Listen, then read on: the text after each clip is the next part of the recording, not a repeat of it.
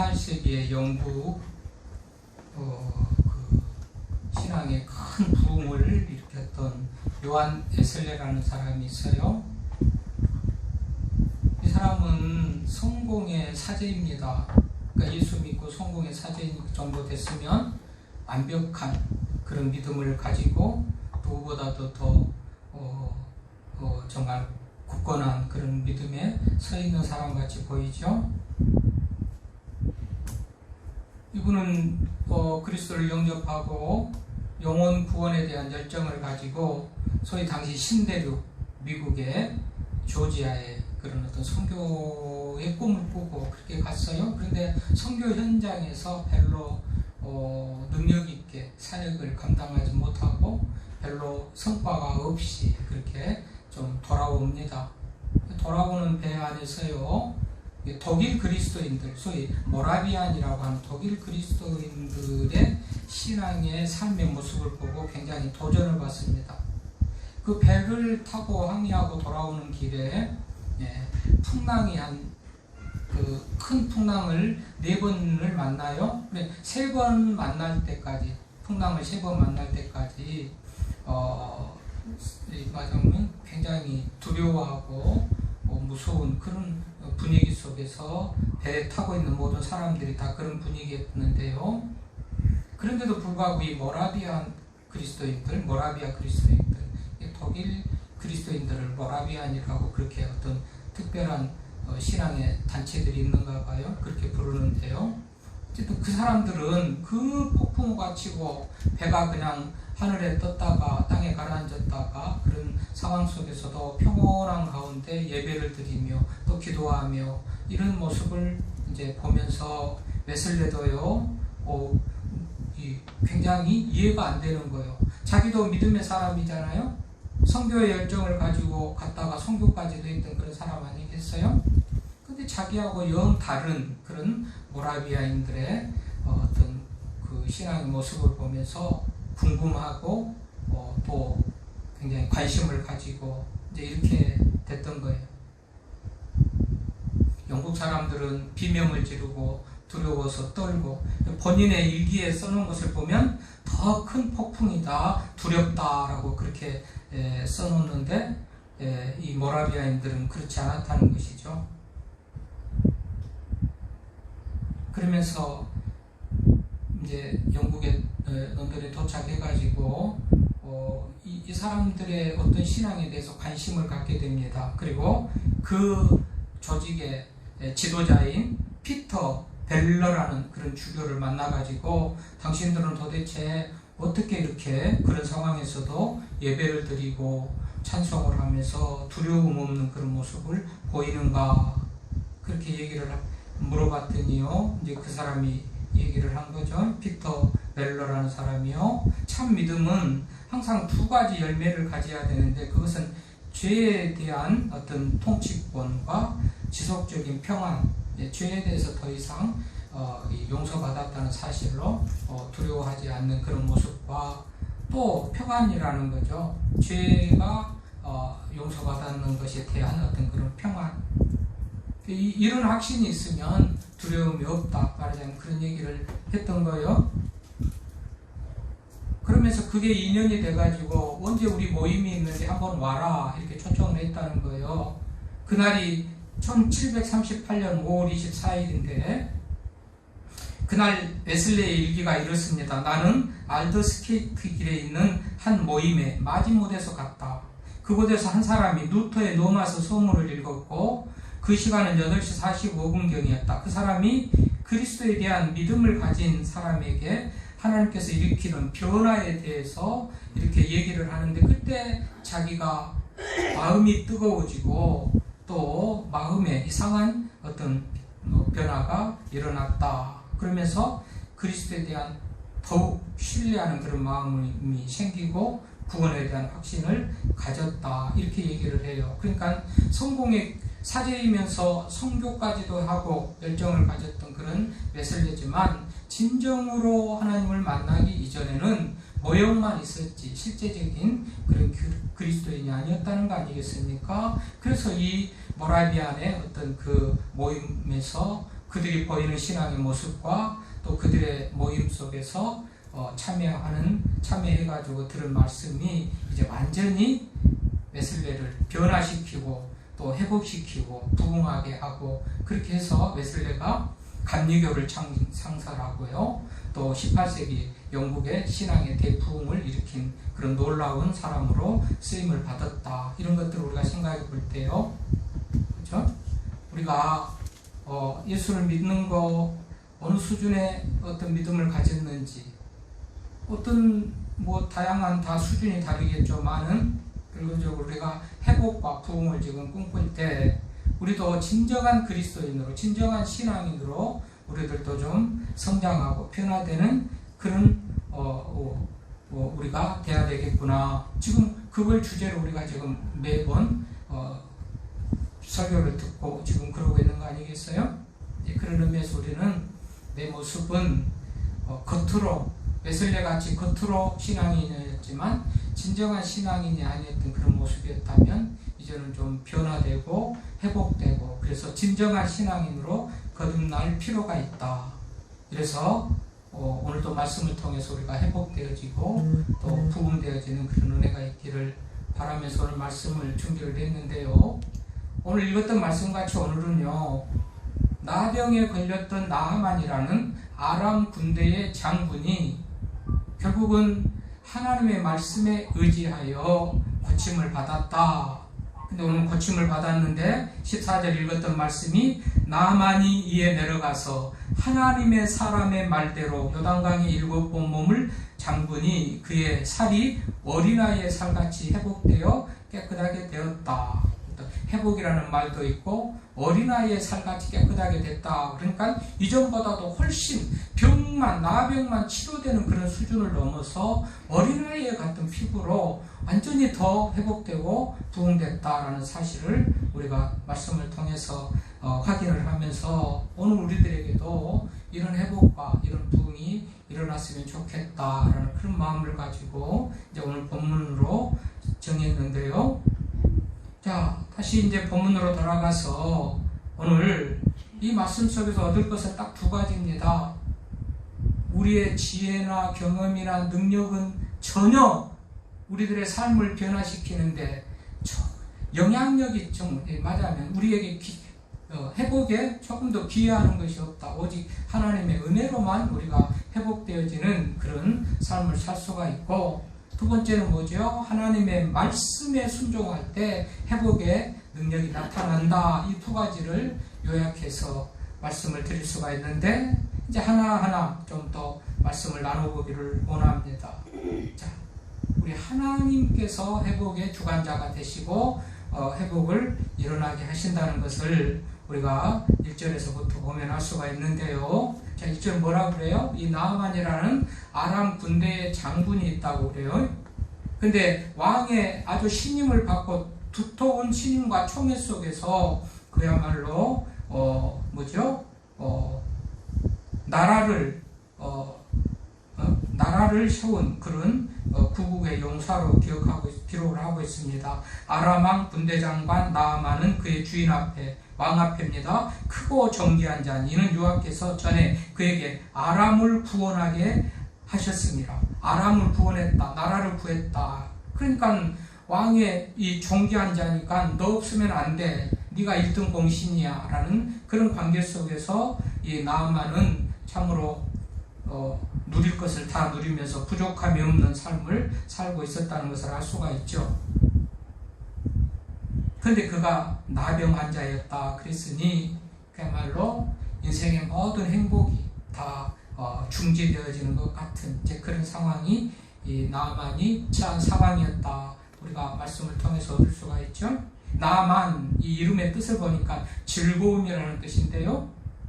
모르겠어요. 이전까지는 행복하고 승승장구하면서 즐거운 삶을 살았을지 모르지만 지금은 나병에 걸렸습니다.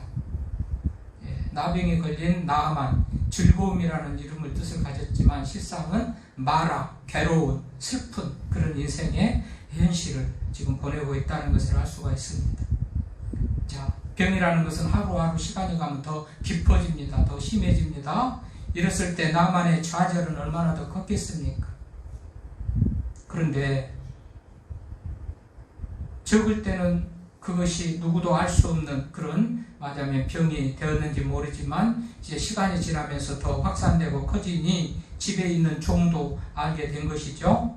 그래서 집에 있는 종이, 이 종은 이스라엘의 소년인데 아람이 이스라엘을 점령해가지고 전쟁에 승리할 때 잡아온 그런 포로지요. 그래서 집에 종으로 데리고 있는 그런 소녀가 사마리아에 계신 선지자 앞에 계셨으면 그가 병을 고칠 수 있다, 이런 얘기를 해주고 있습니다.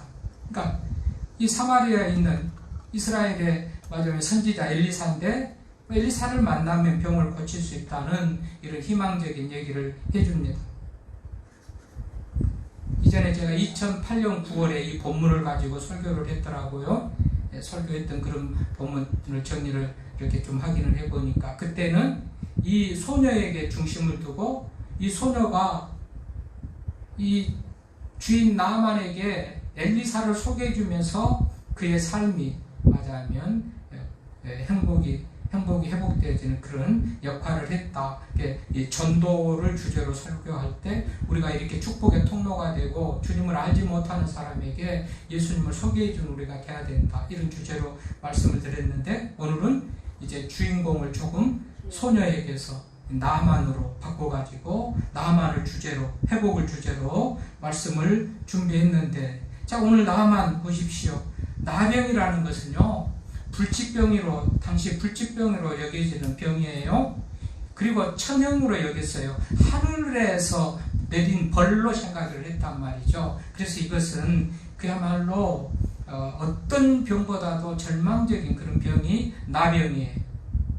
그런데 고칠 수 있다는 소식을 종을 통해서, 소녀를 통해서 들을 때 이 나아만은요, 그야말로 죽었던 아들이 살아났다라는 그런 소식만큼 기쁜 소식이 됐겠죠.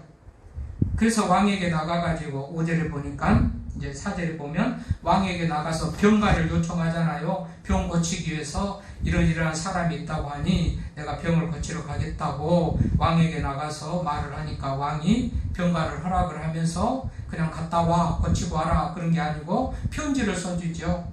이스라엘 왕에게 편지를 써줍니다. 그 편지가 뭐겠어요?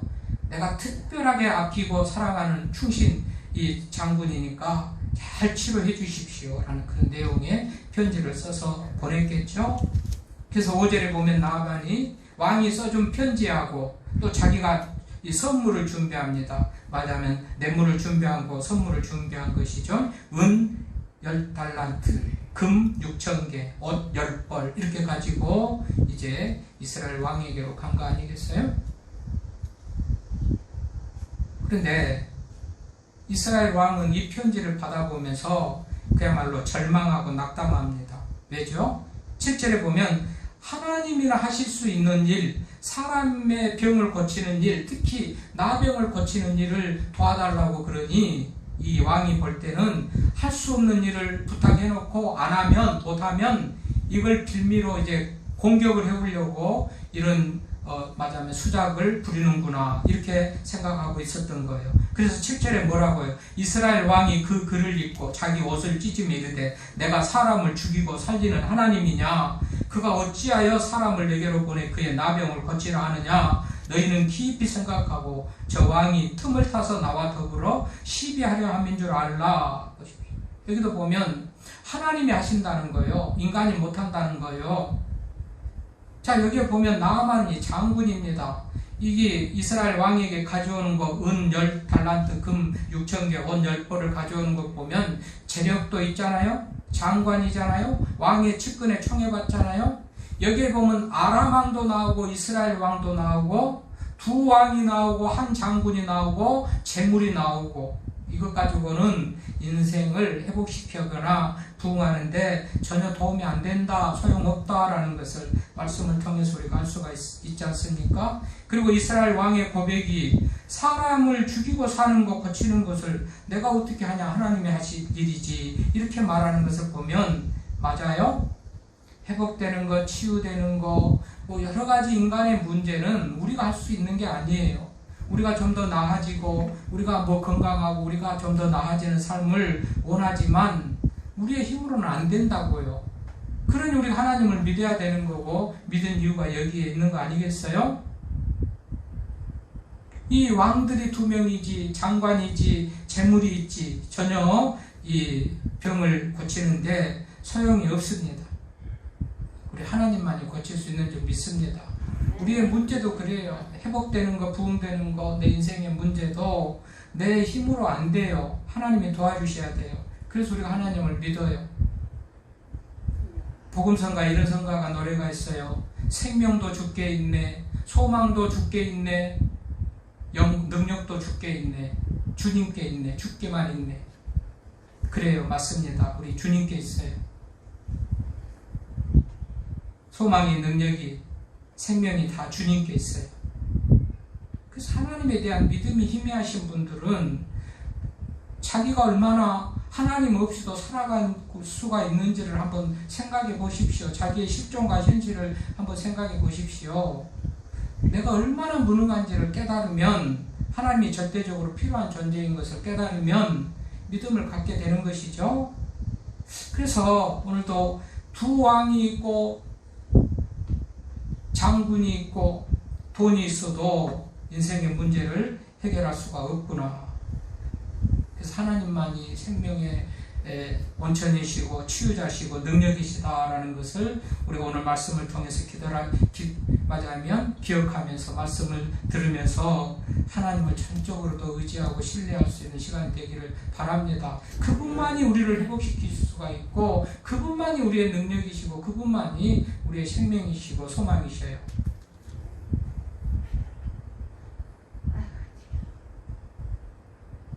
이제 이것이 믿어지니까 그 말씀도 순종하게 되는 어떤 그런 과정으로 나가는데요. 그래서 오늘 첫 번째는 우리 하나님이 고치신다라는 사실과 두 번째는 뭐라고요?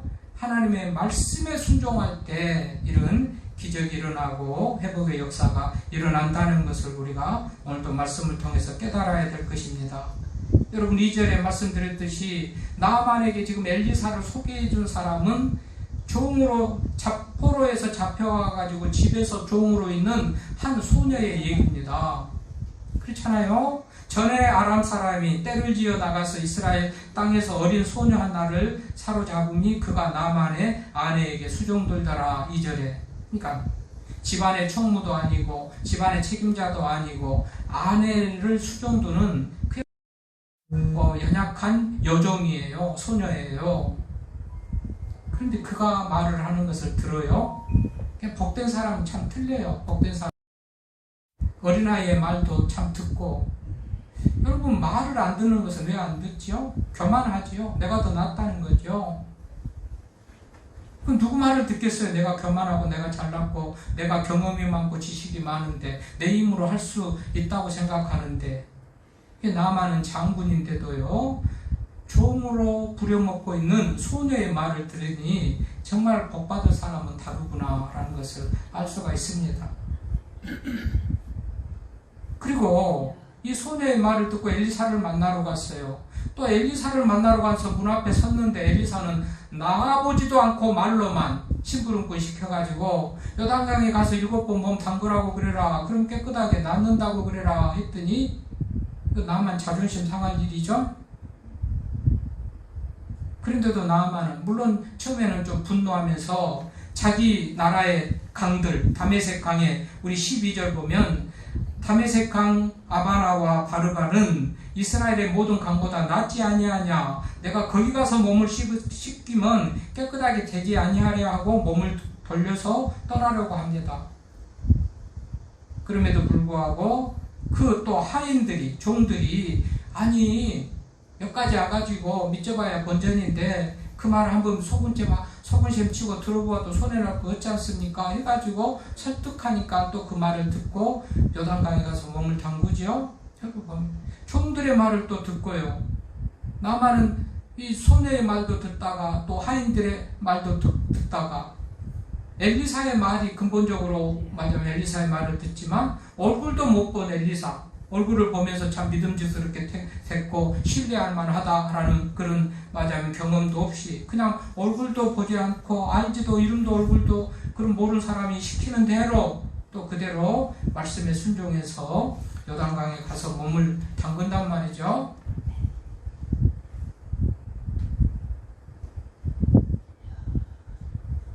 사실 요단강은 그렇게 큰 강도 아니고요. 깨끗한 강도 아니에요. 우리가 알거니와 뭐 큰 비가 오든지 한 번씩 계곡을 청소를 해주고 쓸어 나가고 그러면서 계곡도 깨끗해지고 그러는데 거기는 그렇게 팔레스타인 지역은 뭐 우기 건기가 있어가지고 우기 때 정말 물이 또 범람하기도 하지만은 그 소위 말하면 이 금방 또 말라버리고요.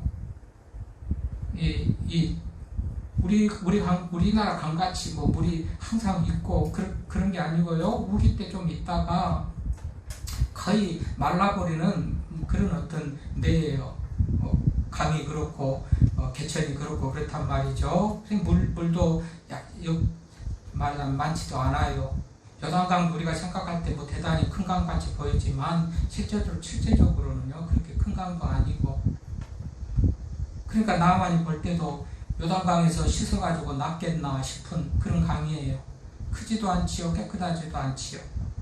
그럼에도 불구하고 이 나만은 하나님의 사람이 시키잖아요. 엘리사가 시키잖아요. 그렇게 하라고 했잖아요.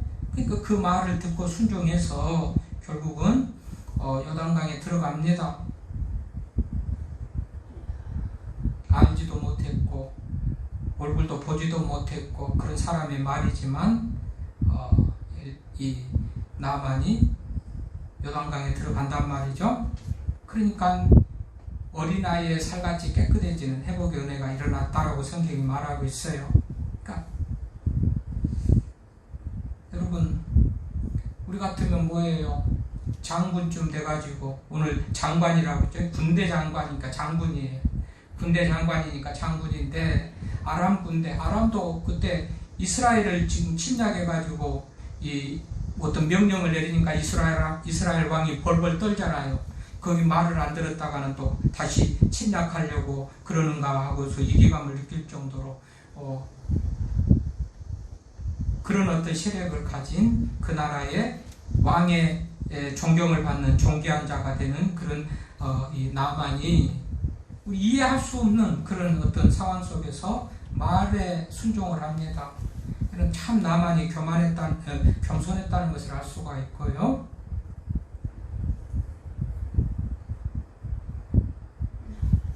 우리는 이쯤 되면 뭐예요? 요단강하고 아까 얘기했듯이 나만이 그랬듯이 다메섹의 강 아바나나 바르발 같은 것을 비교하면서 요단강에서 무슨 맞아면 병의 치료가 되겠느냐 하고서 안 할 수도 있지만 나만은 하나님의 사람의 말에 순종해서 그렇게 행했다는 거 아니겠어요? 여러분, 성경에서는 하나님의 말씀에 순종해가지고 손해본 사람이 없죠. 하나님의 말씀에 순종해가지고 다 은혜를 입어요. 창세기 6장에 보면 노아가 홍수를 맞아면 내릴 것이라는 하나님의 말씀에 순종해서 방주를 짓죠.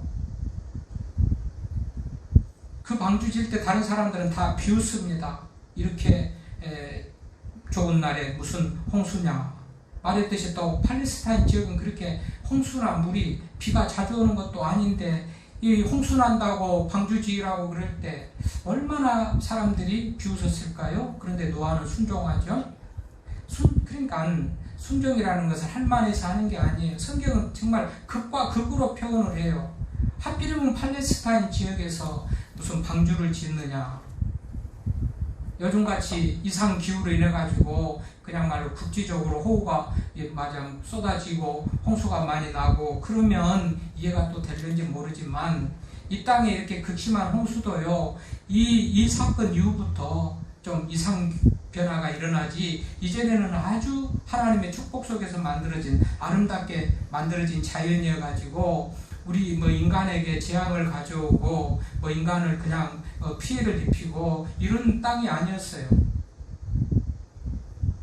그런데도 노아는 하나님의 말씀에 의지해서 방주를 짓죠. 그런데 그 말씀대로 홍수가 나가지고 세상 사람들 다 쓸어버릴 때 노아의 가족은 살아났어요. 뭡니까? 하나님의 말씀에 순종했다는 거 아닙니까? 그래서 그 가정이 살아났다는 거예요. 창세기 22장에 가면 아브라함이 이삭을 번제로 드리는 그런 얘기가 나오죠. 여러분, 아브라함에게 이삭은 어떤 존재입니까?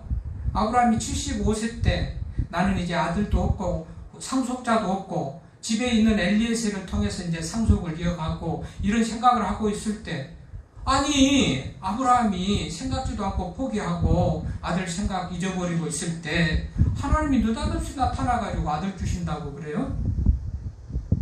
75세 때 그때가. 근데 아니 5년 뒤에 10년 뒤에 준 것도 아니고 25년 뒤에 100세 때, 아브라함이 100세 때 아들을 줍니다. 그래서 이삭을 낳아요. 애지중지 했겠죠. 하나님의 약속의 시기 때문에 기대도 했겠죠. 그런데 느닷없이 또 어느 날은 그 아들 이삭 독자를 하나님께 번제물로 바치라는 거예요. 이해가 안 되잖아요. 그런데 아브라함은 또 그게 순종을 하네요. 우리 같으면 어떻게 해요? 하나님, 이 말이나 됩니까? 나는 아들 생각지도 않고 엘리에셀로 종 상속자를 삼을 생각을 하고 있을 때 하나님이 느닷없이 아들 주신다고 그러더니, 또 20년 뒤에 100살 됐을 때 또 아들을 주시더니 이제 번제로 바치라니 이게 말이 됩니까? 약속으로 주셨고 하늘의 별과 같이 바다의 모래같이 많은 후손들을 주리라고 했는데 그 시가 없어지면 어떻게 그것이 이루어지겠습니까? 할 말이 참 많아요. 아니 이삭이 좀 더 커서 결혼하고 자녀가 후손이라도 있으면 그때 드리면 안 되겠습니까? 하는 말도 할 수도 있어요. 아니 사고로 질병으로 죽인다면 할 수 없이 하나님이 하신 일이니 어떻게 하겠지만 내 손으로 죽이라니 그거 말이 됩니까? 차라리 사고로 질병으로 데려가십시오 할 수도 있고요. 얼마나 우리가 논리적으로 이성적으로 상식으로 경험으로 내 지식으로 얼마든지 하나님을 설득하거나 항변하거나 그럴 수도 있는데 이런 방구가 없습니다. 아브라함은 예만 있습니다. 예. 그리고 이삭을 묶어가지고 제단에 맞으면 눕혀놓고 칼로 막 내리치려는 순간에 하나님께서 멈춰라. 그래서 이삭을 살려주잖아요. 그러고서 믿음의 조상이 되고 바다의 모래같이 하늘의 별같이 많은 후손들을 아브라함 가정에 주셨던 거 아니겠어요? 그러니까 하나님의 말씀에 순종하니까 아들도 살고 하나님의 놀라운 인정을 받고 그리고 하나님께서 약속하신 것이 다 이루어지고, 불순종했다면 어떻게 됐을까요? 아들도 죽었을 거예요. 그리고 뭐 모든 재산이고 후손이고 그렇게 약속하신 것들이 이루어지지 않았을 거예요. 할 수 없는 상황, 순종할 수 없는 상황 속에서 순종해가지고 노아도 그렇고 아브라함도 그렇고 이런 은혜를 입어요. 시편 119편 105절에 주의 말씀은, 하나님의 말씀은 내 발의 등이요 내 길의 빛이다. 생명의 길, 구원의 길, 이 하나님의 말씀이 그렇다는 거죠. 그러니까 말씀대로 살라는 거 아니겠어요? 말씀대로 순종하며 살으라고 이런 말씀을 하셨어요. 이사야 55장 8절 9절에 보면 내 생각이 너희 생각과 다르며 내 길은 너희의 길과 다르다. 여호와의 말씀이니라. 이는 하늘이 땅보다 높음 같이 내 길은 너희 길보다 높으며 내 생각은 너희의 생각보다 높으니라. 하나님의 말씀이라는 거예요. 내 생각과 너희 생각이 다르다. 그런데 내 생각은 하늘에 닿을 만큼 깊다. 너희 생각보다 높다. 뭘 얘기하는 거예요?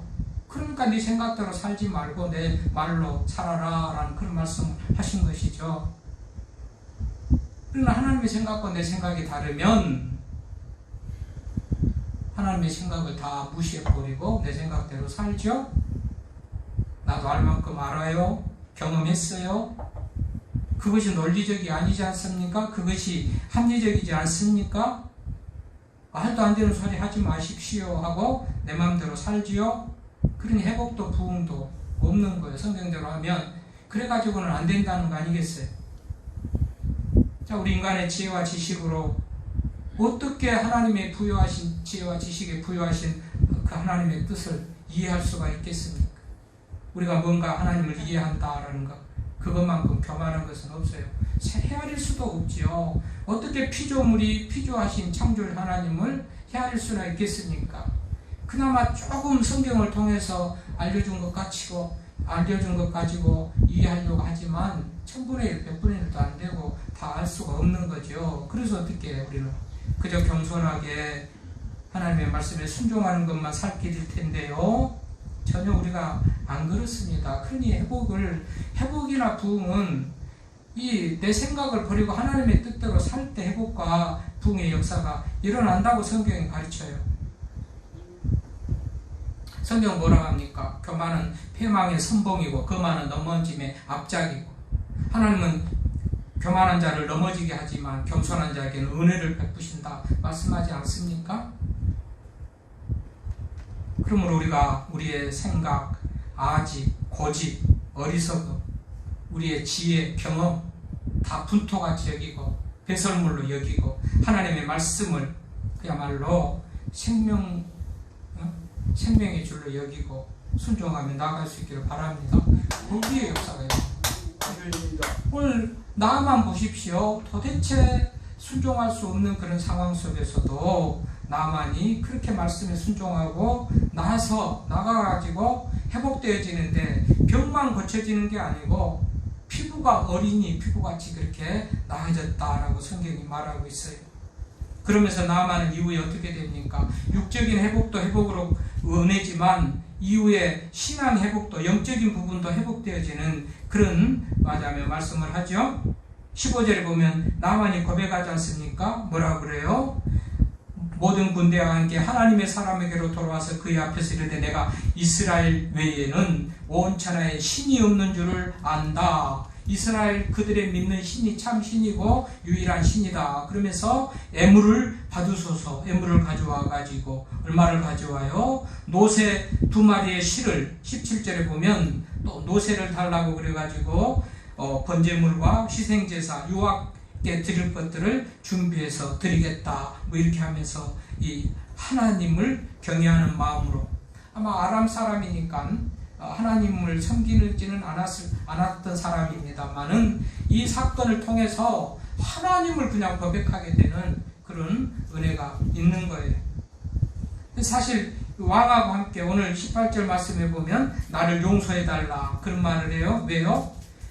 주인이, 왕이 함께 림몬 신당에 나가면 할 수 없이 나도 장군이니까 부하니까 가게 되는데, 내 의지하고 관계없이 내 주인 왕이 가서 이방 제사를 드렸는데 할 수 없이 가더라도 나를 용서해달라. 이것은 내 본심도 아니고 내 의지도 아니고 나는 신하로서 왕에게 할 수 없이 가는 것이니까 나를 용서해달라. 이런 얘기를 합니다. 이런 것들을 보면 이 사건으로 인해서 나아만은 그야말로 육신의 회복만 아니고 정말 신앙, 영적인 문제도 정말 해결이 됐다는 것들을 우리가 말씀을 통해서 생각을 해볼 때요. 자, 이렇게 나만은 정말 개인적으로 이렇게 회복되고 부흥을 이루는 사람이 또 드물죠. 물론 드문 게 아니라 참 많습니다만은 성경에 이렇게 기록으로 말이죠.